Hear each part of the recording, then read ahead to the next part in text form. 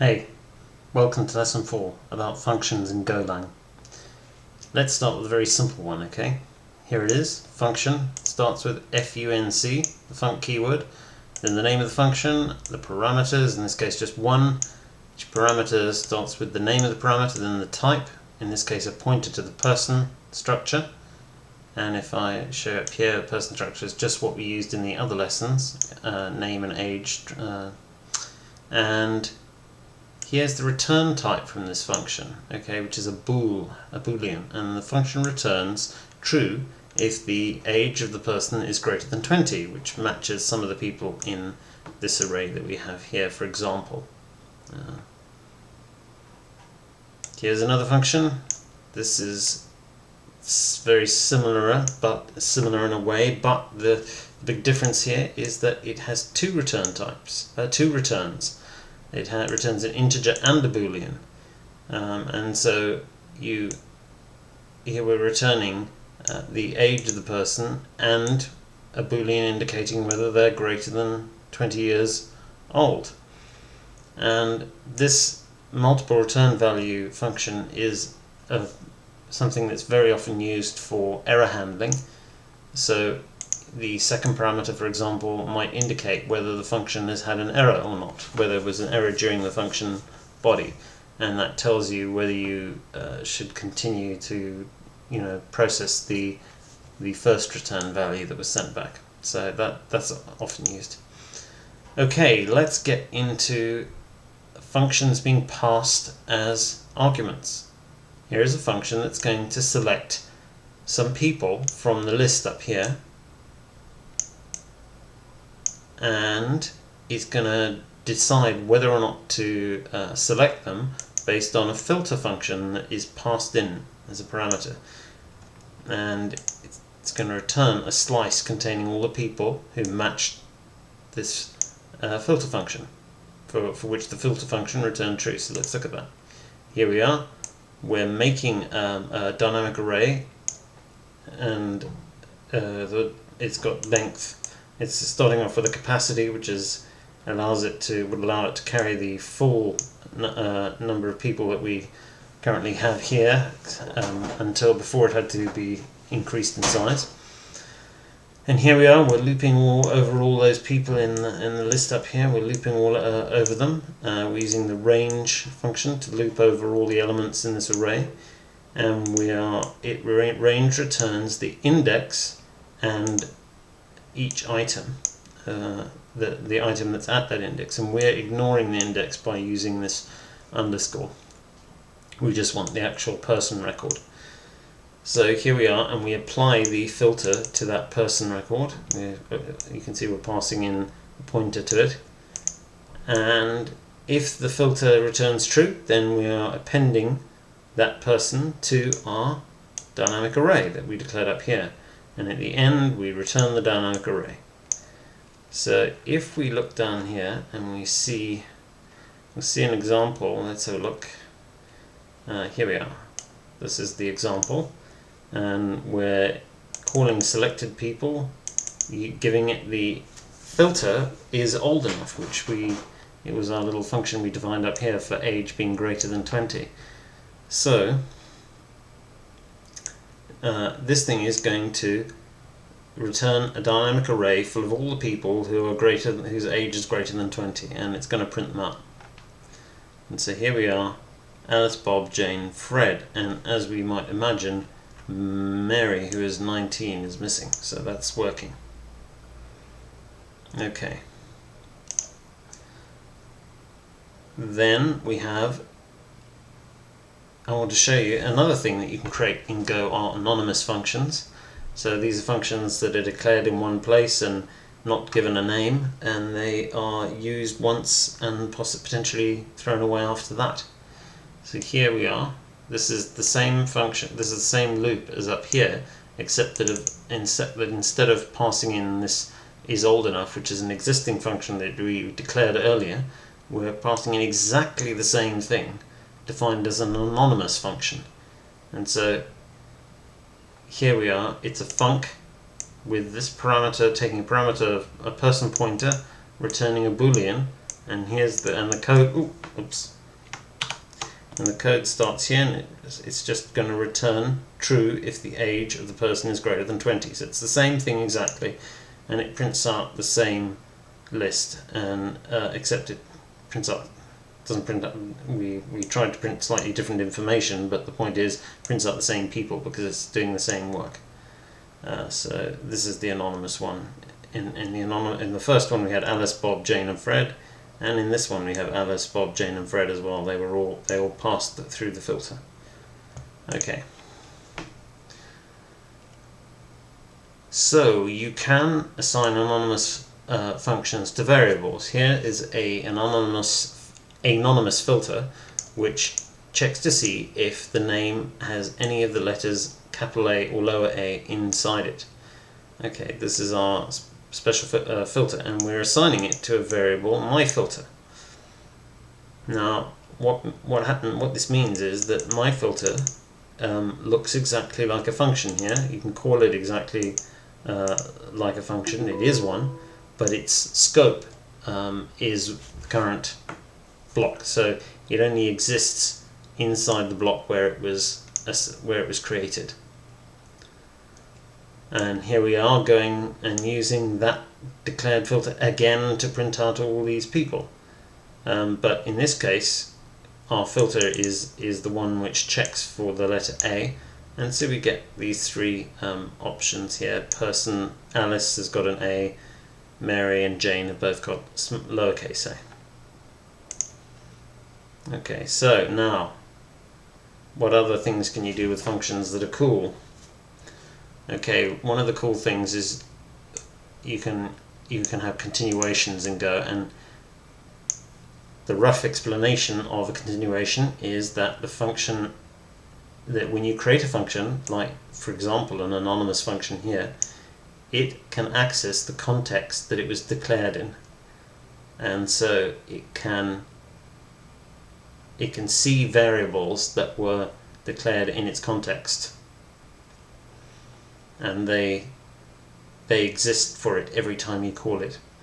So let's look at what we're doing. Okay, if you've used generators in Python, this example might remind you.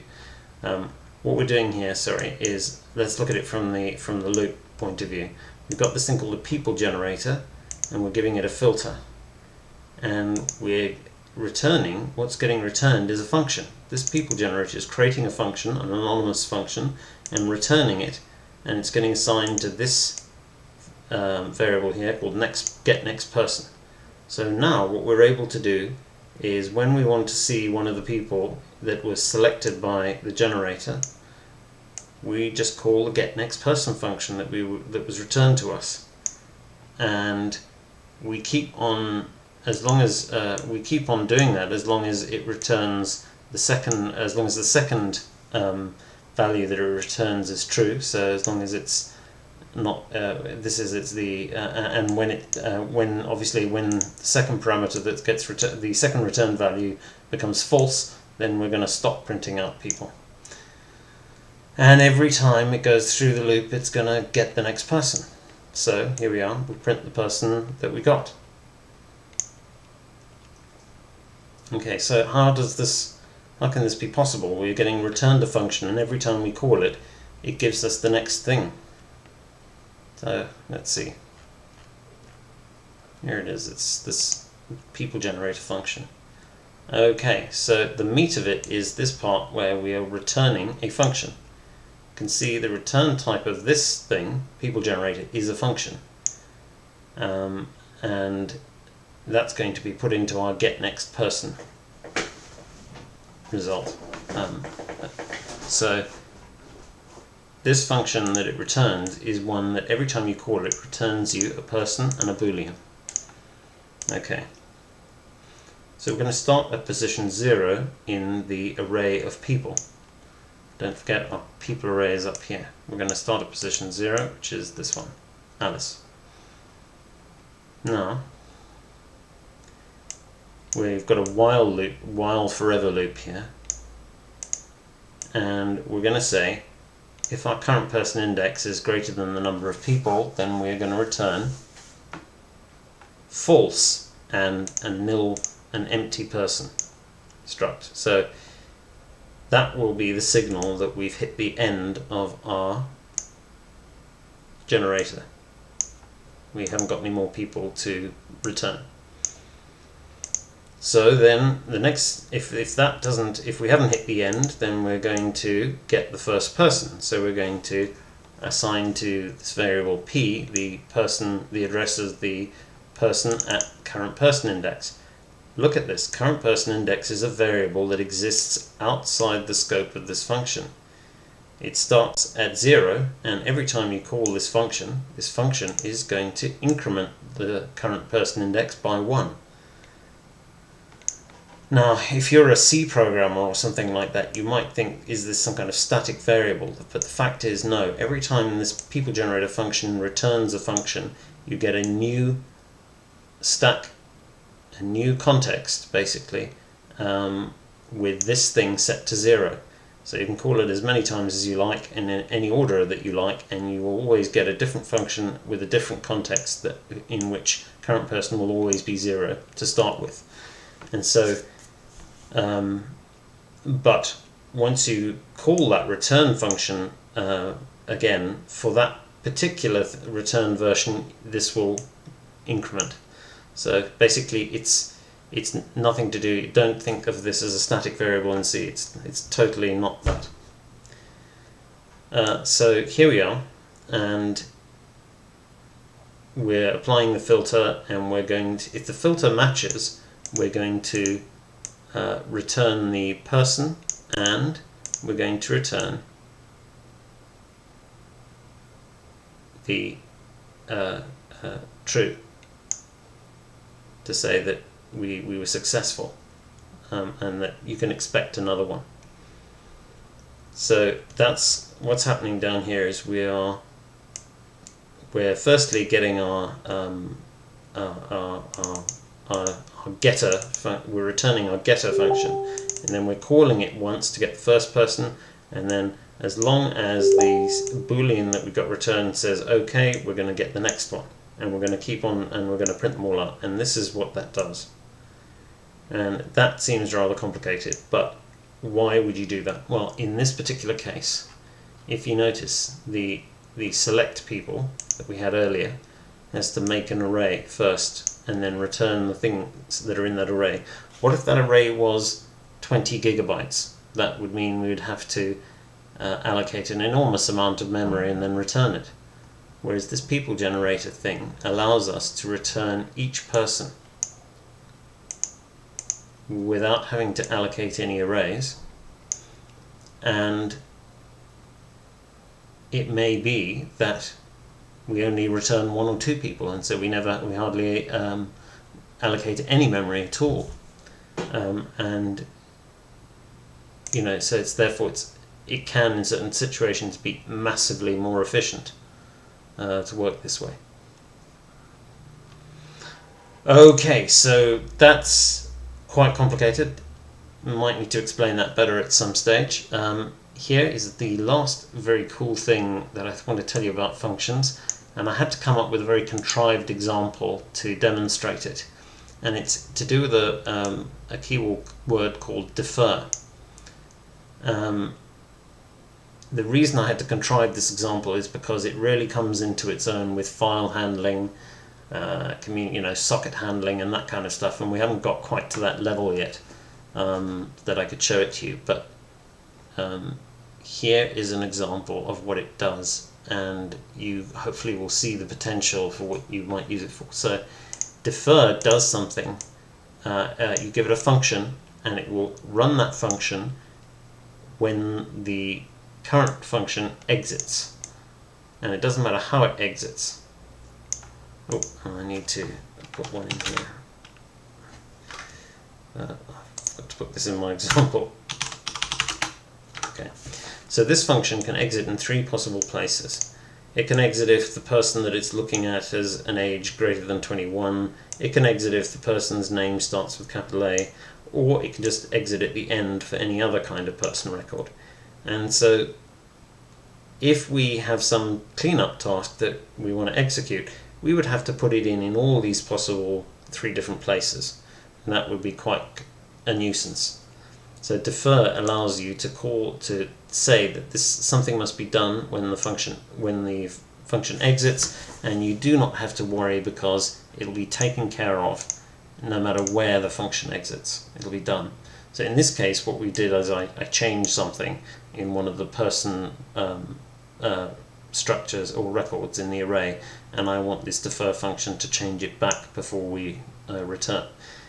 You might instead have something that, for example, opens a file, and we want to ensure that the file gets closed before we exit here, and you could defer the close, so that would ensure that the file will get closed. So here I've used a little anonymous function to allow me to put in some custom action that undoes something that I want undone by the end of this function. So defer is very useful. Okay, and the other thing to say is that defer functions can be stacked, so you can call defer multiple times and it gets called in the opposite order when you exit the function. Okay, see you in the next lesson.